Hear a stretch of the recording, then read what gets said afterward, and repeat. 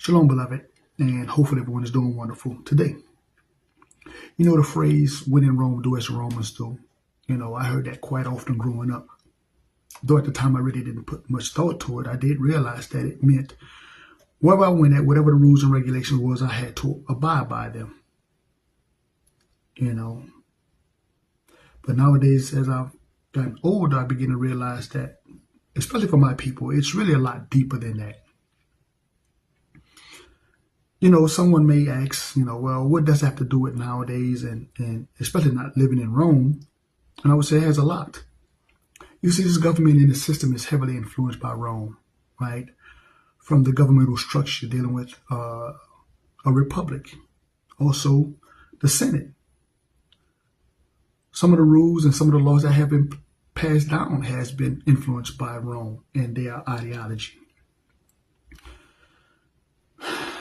We can also see this in the governmental structure when we look at the buildings. A lot of that Roman influence has influenced the architectural design. Even when we look at the Roman Colosseum and we look at the sports arenas here, we can see the similarities. Even how they used the Roman gladiators as a form of entertainment, but also to keep the people distracted. We can see this in sports nowadays as well. But again, for me, it got a little deeper the more I sit back and I thought and I begin to really, really look at things for what they were, right? I begin to see this in religion, especially. Even though I know the Most High did not give us religion, He gave us laws, He gave us customs, culture, He gave us an identity, He gave us a covenant. And then when I begin to think about the dumb diverses that was passed by, again, said empire, begin to realize, these diverses was about taking non-Christians, let that sink in, and conquering them, right? And putting them under servitude forever. Again, I can see this influence even up to the Christian Black Codes in 1724, where the law said that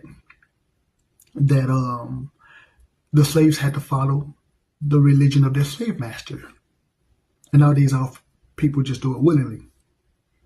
When I have this kind of conversation with my people, they'll say, well, I'm not, Catholic. I'm not part of the Roman Catholic Church. But they don't realize it doesn't matter what denomination, what organization you're a part of.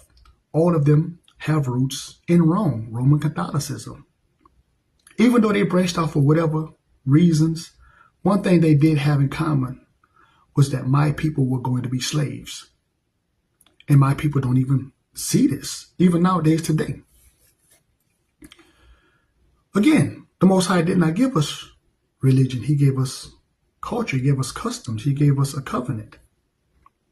And when we begin to look at the Bible versus Roman Christianity, Roman Catholicism, we can see there's a big difference, right?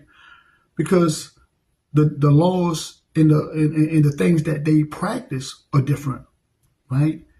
The Most High's holy days versus Roman holy days. The day of worship, right? When we talk about the day of rest, it's Roman, right?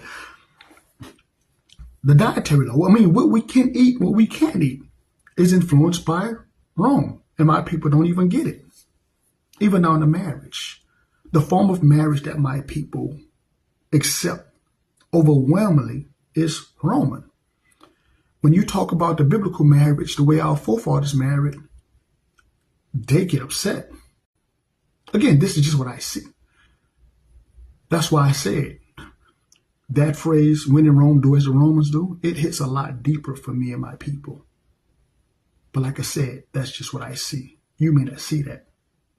With that being said, as usual, peace, love. Shalom.